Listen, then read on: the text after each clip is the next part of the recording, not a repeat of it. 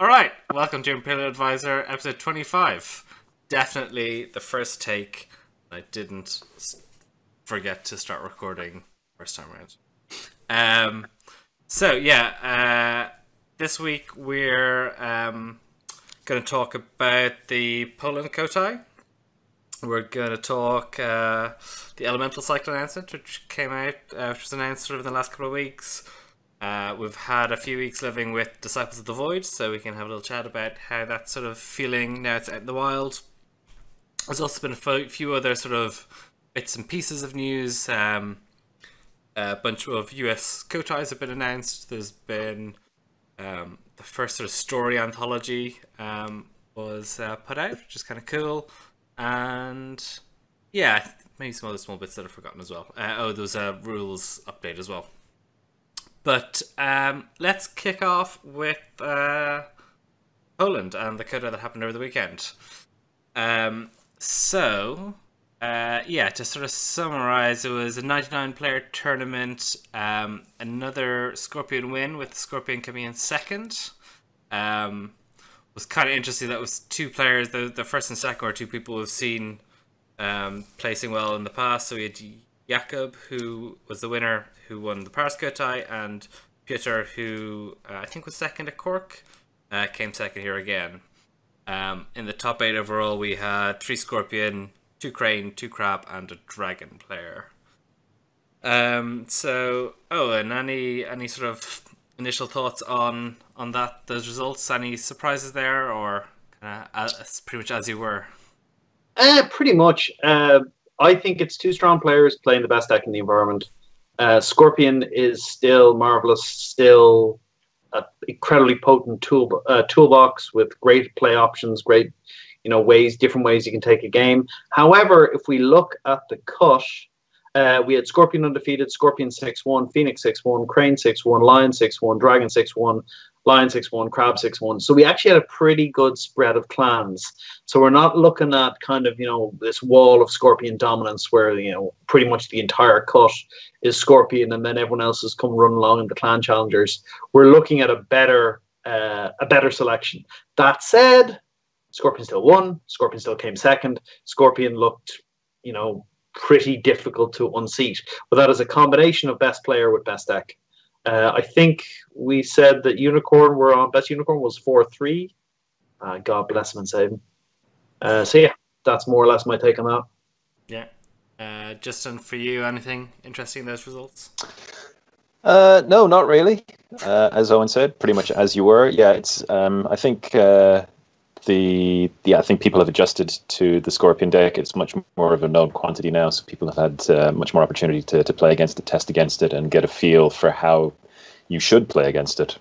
That said, it's still the best deck, 2 fantastic players, and you put those 2 things together, and yeah, you're going to win a lot of tournaments. So they could both be rightfully proud of what they've done. So yeah, but that said, new meta incoming, so we'll see what shakes out from that.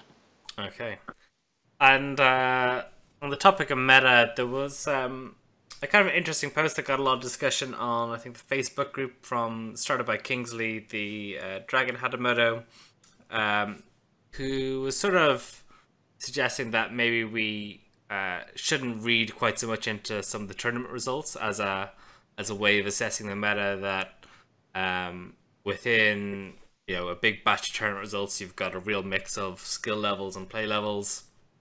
And a much more accurate read of the meta would come from looking at the viewpoints of experts and the play at a higher level, which his view is sort of something like the Discord League is got better players playing and at a higher level, and you thought that since Dragon had won that and in general Scorpion was less of an issue, that was a more accurate read on where the different clans sort of stand.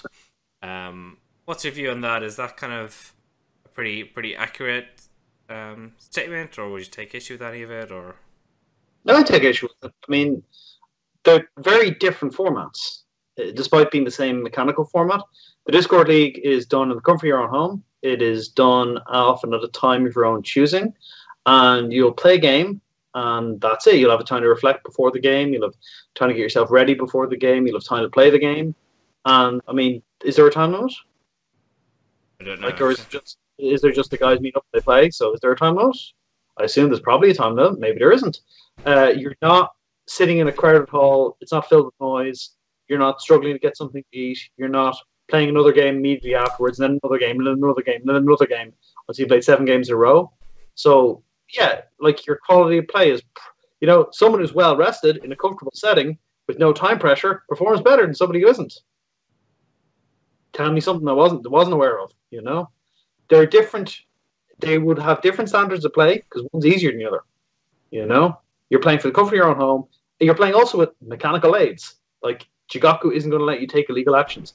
Jigoku will often remind you of triggers. So you're not going to have the problem. Oh, I forgot to resolve the Ring of Fire.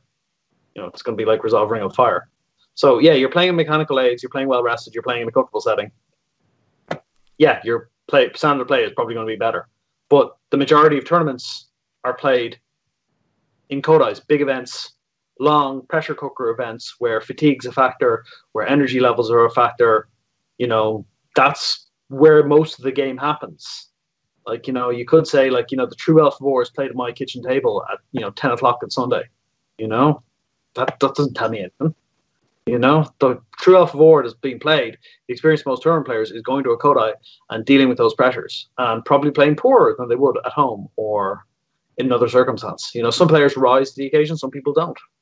It varies based on how you handle that pressure, how you handle that fatigue.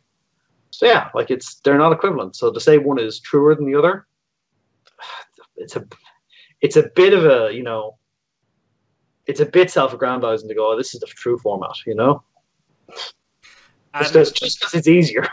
And the sort of, for Justin, maybe the other point about, if we're trying to get a read on the state of the game, maybe we should look to, the opinion of high-level players over, mass results. Is that something you subscribe to? Or, if you're trying to get a read of the state of the game? This is a difficult and an age-old argument. Actually, I mean, this is the difference between the experience that a casual, semi-competitive or moderately competitive player has against the experience of the really dedicated players who put significant time and who invest significant time and effort into becoming better and into becoming as good as they can at the game. So yeah, I suppose when you're talking about competitive balance, then yes, absolutely. I do believe that the opinions of highly skilled players should be weighed. Yeah, they should. I mean, yeah, if you're talking about competitive play, yes, then the opinions of highly skilled players should definitely carry considerable weight.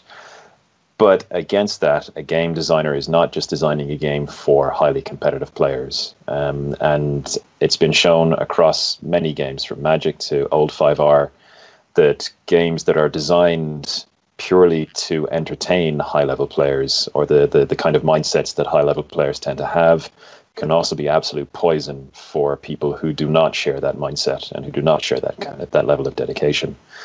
So yeah, I mean, for game designers, they have to try to balance both elements. They have to make a game, or try to make a game, that is challenging and rewarding for highly skilled and dedicated players, but that also doesn't punish players who simply want to play a game to have a good time. And that can be quite a difficult balance to strike at times.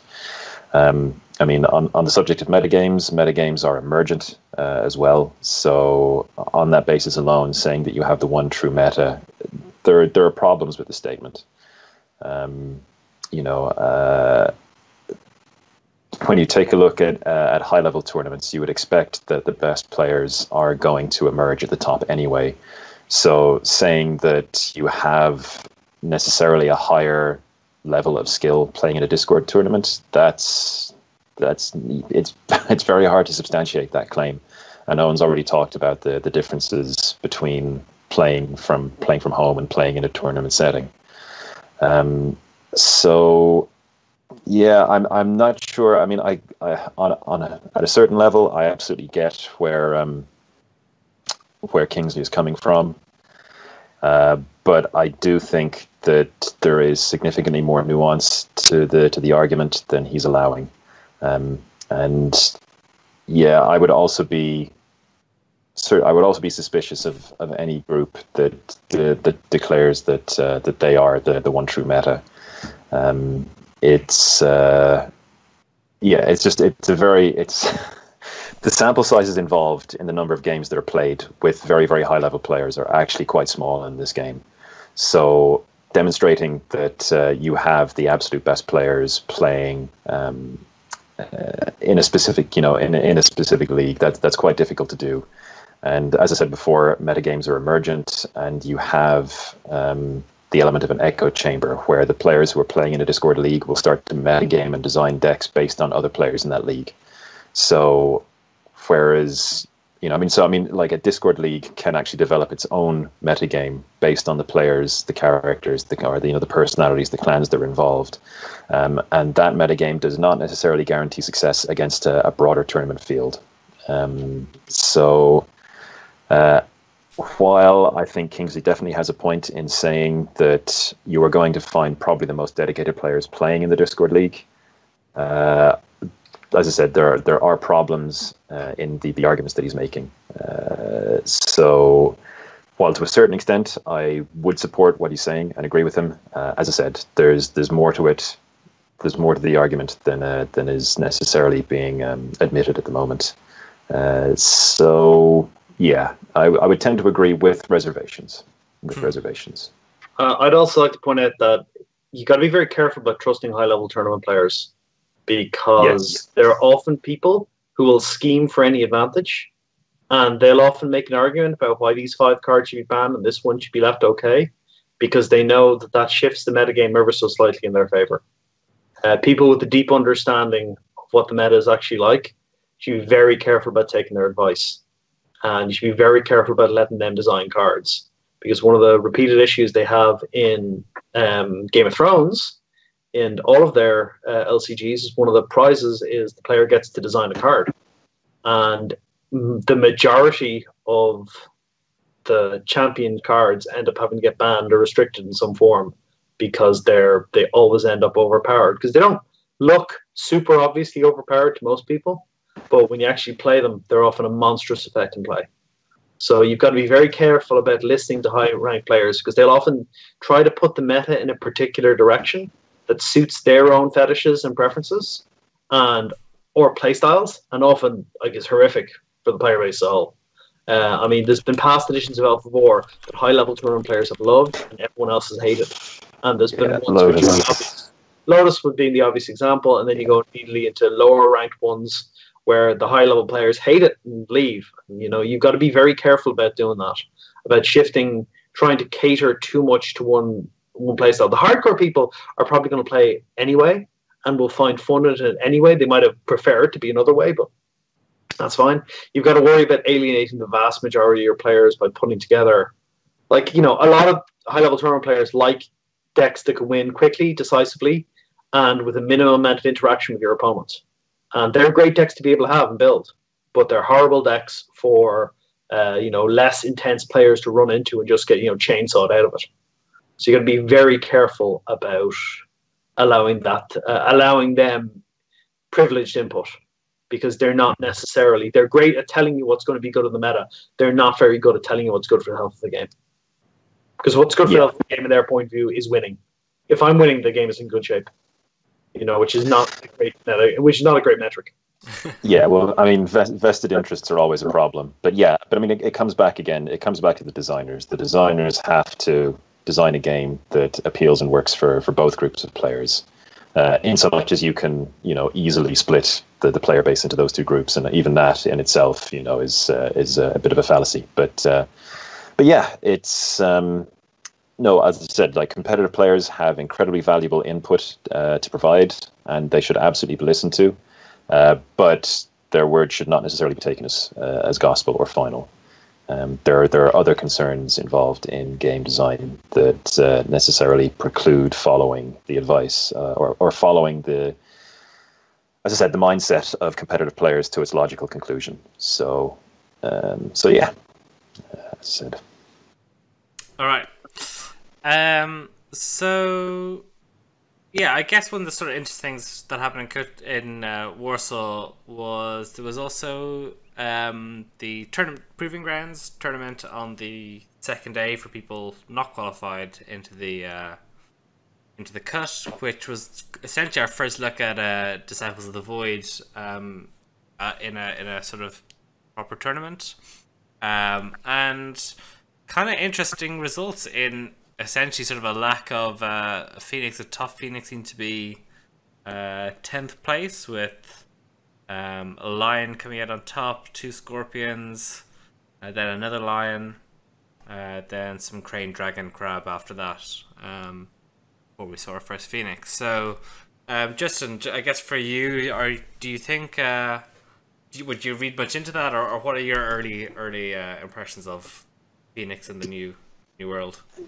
Yeah, well, I have to say I'm kind of surprised by these results. If these are Kyuden Isawa decks, my early experience with Phoenix is that the Phoenix pack has done incredible things for the Phoenix as a clan, and that again, it's early, and my own playtesting is obviously anecdotal and fairly inconclusive, but I would certainly rank Phoenix Dragon Splash as, if not the best deck or the top deck in the environment, certainly in the conversation. It's just got the capacity to produce powerful threats, protect them with blanket event denial, and it has some of the most sneakily hidden and potent economy and tempo cards in the game. It's a really overwhelming package, and yeah, you build a Phoenix deck, you fill it full of good cards, and Phoenix are not short on good cards right now, and it just seems to churn out wins, but. Yeah, but as I said, I can't speak for what happened, or for what people were playing in that tournament, or what happened. And there's always just there's natural variance as well. It could just have been a bad day for Phoenix players everywhere.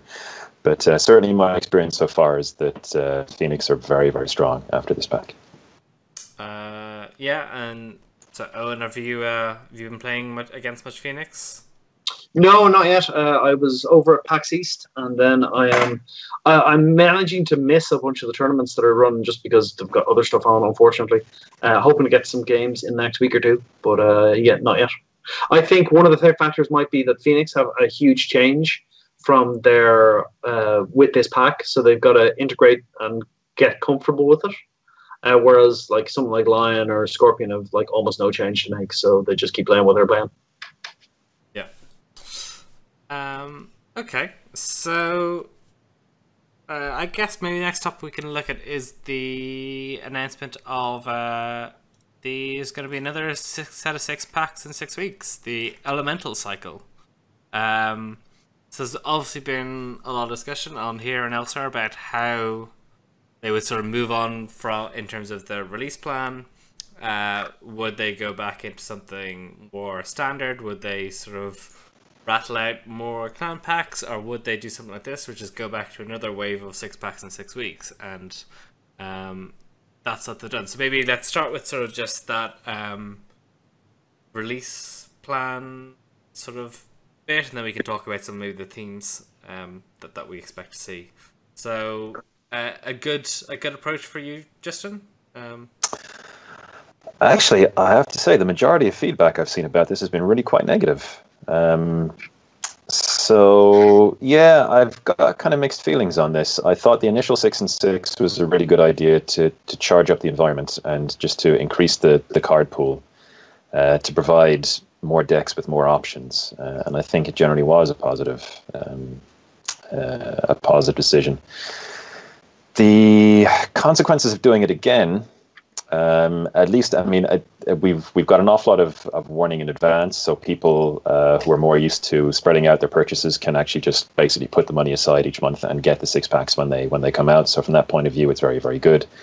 On the downside, we're probably looking at a Gen Con release. I would say it's Q3, they've said, for this, so probably a Gen Con release, which leaves another 3.5 to 4, well, basically 4 months before new cards come out after the Phoenix pack. And the Phoenix pack in itself, well, it's done a lot to change the Phoenix situation. Hasn't really done a lot for most other clans. So that's an awfully long time to wait in between basically new card infusions. So yeah, it's kind of mixed feelings actually. On the one hand, I do prefer getting a lot of cards in quick succession, and basically creating a new metagame, or creating a major shift in the metagame that can then be explored for several months, as opposed to the constant, like the monthly drip, which means that you have a metagame that is changing every 4 weeks, and it's really hard to establish a metagame or get used to it, or even kind of enjoy it. But yeah, I think it's just the amount of time between releases is a little disconcerting, because it will have been kind of 7, almost 8 months between when, well, actually it will be kind of roughly 8 months between when the last major infusion occurred and when this infusion occurs, with the Imperial cycle and now the Elemental cycle, and that's a long time between like major card infusions for any game. So I don't know. There are a couple of other things. I suppose I'll give Owen the floor now. But there are a couple of other things that they might be doing, or that they might do in the meantime, to help assuage the situation. But yeah, overall, it is what it is. It's great that we have communication, but it's not entirely without issue. So yeah, Owen. On to Owen. At this stage, lads, throw it in the big box. Why are we releasing 6-packs? Like, that's probably production cycles, to be honest. Almost certain, but yeah. Like, throw it in a big box. It really has to be out in June or July, because otherwise you're effectively nearly 5 months to between releases, from Disciples of the Void to Gen Con. I mean, you're talking, that's nearly a year in which some clans have gotten a card. So, I mean, that's not ideal. I would hope it's a bit earlier. I'd hope it's in June at worst. And in future, they find a way to scale up. I mean, I think the big problem was Legion, and they had a massive push on Legion. And I think just because of, shipping channels and production time and everything, that certain things got slowed up a bit. I'm hoping that's the reason. And they're going to look at, hopefully things will refine themselves a bit in the next little while. Because I think we need more regular infusions of cards than we are currently getting. And I think if the metagame is seen as being stale, that's not a good thing. And I'd like the clan packs to be coming out. I kind of like more cards in general, because I think, it's just generally good. Keeps everything vibrant. And yeah, I don't mind a major content release every 3 months, 4 months. I don't think a clan pack counts a major content release, unfortunately. I think it helps out one clan, but the game isn't played like that. It's not played like everyone shifts to one clan for a bit. The majority, certainly a big chunk of the player base is clan loyal, and you have to build that in. You can't just ignore it. Yeah, I guess for me, one of the questions that arises is, what's going to be the rate of clan packs? Because if we're seeing this and maybe another clan pack, then in 6 years' time, Scorpion will be out. Yeah, well, exactly. You extend that out and you go, well, whoever's at the end of the clan pack cycle is gonna really get shafted by this, and let's hope it's not Unicorn, right? Yeah, well, I imagine Unicorn will build up. I think what they could do is do 2 clan packs. Yeah. In the next gap. Yeah, I mean, obviously that's kind of something that's been done. I think Game of Thrones, their deluxe boxes are 2 factions, right? No, they're only 1. Oh. And some factions still haven't gotten theirs. Oh. So, Yeah, okay.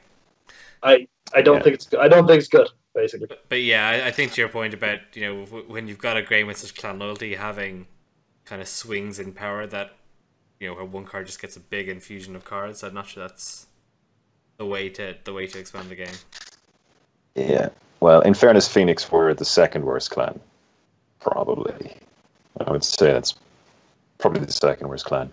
I mean, one thing they could look at is doing 3 and 3. Just, split the cycle up into 2 and launch 3 packs and then 3 packs, just so that you have more regular infusions, slightly smaller but more regular infusions. And another thing, I mean, again, there have been rumors swirling about the restricted list. If they wanted a temporary proper upper, what they could do is release the restricted list maybe sometime mid-June. Because that has the potential, again, to completely reshape the meta and keep people interested and building decks and designing until the elemental cycle comes out. But again, that is pure speculation. So, yeah, they've still got some kind of some release plan and issues to iron out for sure. Yeah. So, digging into the sort of announcement itself, there's a few sort of big themes that obviously elements. So I suspect maybe that'll come out in Shigenja, but certainly they've mentioned provinces as a key way where that'll feature. The rise of a minor clan, and I think we've seen some art for Yoritomo come out in the recent times. So I think we're safe in assuming that's going to be the Mantis emerging, and we'll see. It'll be interesting to see how they handle that, or what they do with that to sort of really bring it to life. And some ancient creatures. So I know, Owen, in back in the day, you were a fan of a rattling deck from time to time. Absolutely. My one quibble, I really like the Nezumi Infiltrator. I've got one quibble with him. You should have swapped the art and name with the Haruma Skirmisher. Because the Haruma Skirmisher is one military and zip politics and basically stealths a guy. Whereas the Nezumi Infiltrator is 1-1, so he can go to court. Hey man, how's it going? I'm a rat.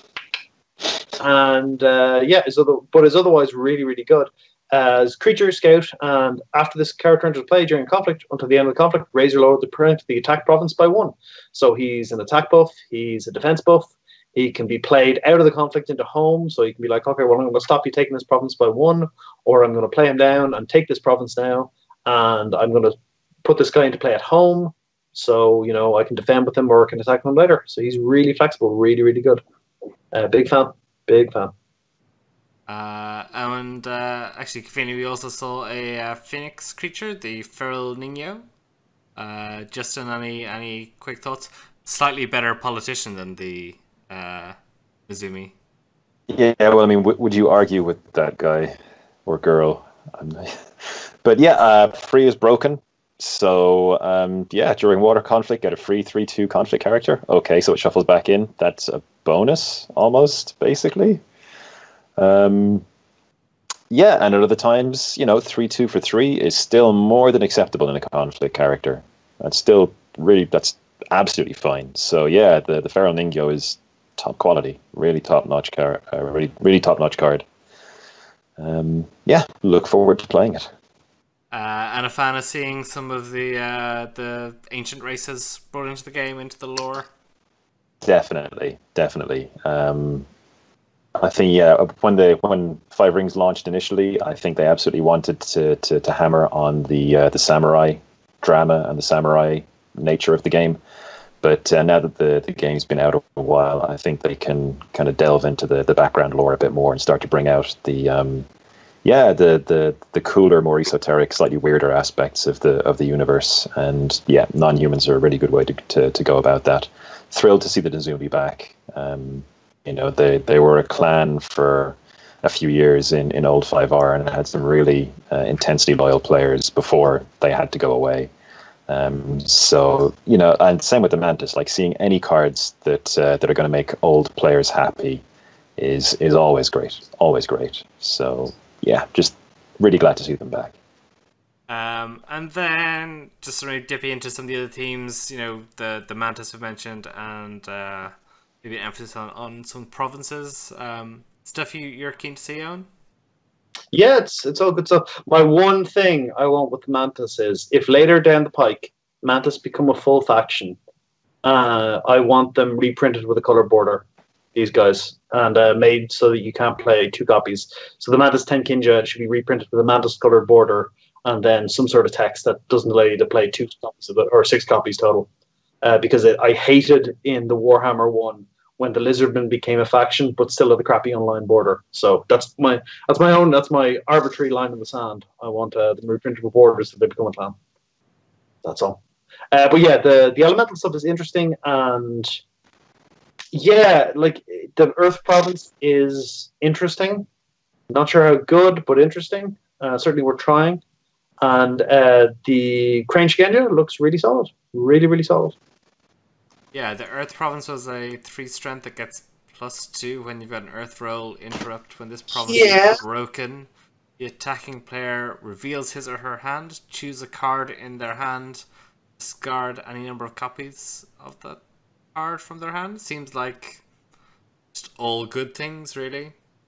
Yeah, you kind of want it to break. I don't know if it's better out of somewhere with an Earth roll, where you can be like, actually, you as a gotcha province, this is probably better in when you hit it and then can't avoid breaking it. Whereas with the 5, you may hit it and be like, okay, well, I won't take this one now. I'll just do something else because it would be disastrous for you to discard these 2 copies of this good card of mine.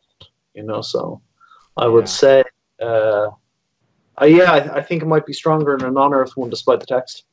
Yeah, and we have seen provinces that have a farmable aspect really play into the hands of certain decks. Justin, any thoughts on any of the particular cards that you liked, or well, I've only seen a few, but did anything stand out for you? Flavor wise, the Sacred Land Sect, their philosophy. Flavor wise, I think that's an absolutely amazing card. I think it's potentially quite a playable card in itself, but flavor wise, it's absolutely brilliant. So it's 2 fate cost, and you remove status tokens from all characters in play. So that's honored and dishonored. So again, you have this whole idea of the perfect land ethos. There we go. So you have this idea of everyone being equal. It ties into Tadakatsu, the dragon character from the Phoenix Pack, from Disciples of the Void, the heretics basically upending the order in the world. So that's just really, really, really, really just fantastic flavor. And obviously the Mantis character, who is currently only playable by Phoenix, is really tremendously good. So it's a 1/2 Shigenja for 2 fate. And she basically allows you to spend one honor in place of 1 fate when paying for a spell or an event. So just a tremendously good card. And will more than likely slot straight into Phoenix. Great. So I think that's most of the big things. I guess maybe just one last thing to touch on is we've had a bunch of new Koteis were announced in the US. So we're seeing one in Atlanta, MomoCon, San Francisco for KublaCon, Origins in Columbus, Ohio, giving the Midwest a bit of love. Seattle, LA, Houston, and Indianapolis. So Grand Kotei in Seattle, and Indianapolis's Gen Con will be a Grand Kotei. So I think obviously we had a few extra added for Europe a while ago, and now the US sort of getting their own share. So something you're excited to see. Do you want to see more? I guess in Europe in line with this, or do you think Europe's kind of well set at the moment? Eoin. Europe's got a pretty good range of events. It definitely feels like we're kind of building to a climax at the end of the summer, and then some sort of new season is going to start out, or something new will start to happen after that, because the last major one in Europe, I think, is in Birmingham at the UK Games Expo, the Grand Kotei there. There's 1 or 2 after that, isn't there? I think. But at the moment, it's kind of like, this is building for this, and that's good. You want You want kind of a start and an end of things, and then it'll be Worlds after that, which will be, you know, like Worlds will be Worlds. I think like more interesting than probably a little more interesting than players in America, but like still a lot of people will travel over for it. Well, that's good. But yeah, no, I think it's good. I want to see what they do next up. The Kotei season's been interesting. I really want to see, does a lot of storyline stuff fall out of the Kotei season? What's going to happen? Kind of after this. Like we've had we've had this big ideas. We've done a bunch of stuff. It's been interesting. Now, what's next? What is the kind of fallout? Because I think that could affect buy-in a lot for players. Going, oh man, that was really cool. That mattered, and the clan participation mattered, and all this stuff matters. I care a lot more now. So yeah, that's all good if it happens. Yeah, I was just checking. Yeah, Birmingham in June, I think, is the last. No, Italy has one in June 16th, 17th. Okay.